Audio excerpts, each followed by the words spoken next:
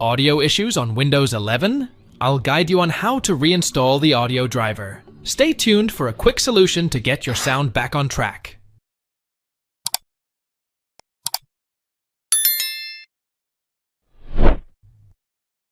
Press Windows plus S to launch the search menu.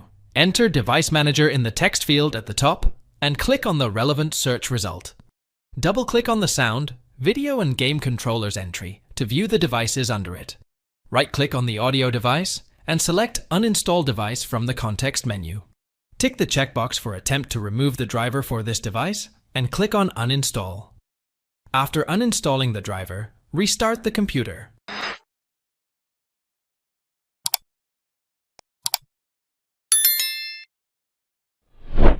Press Windows plus R to launch the Run command.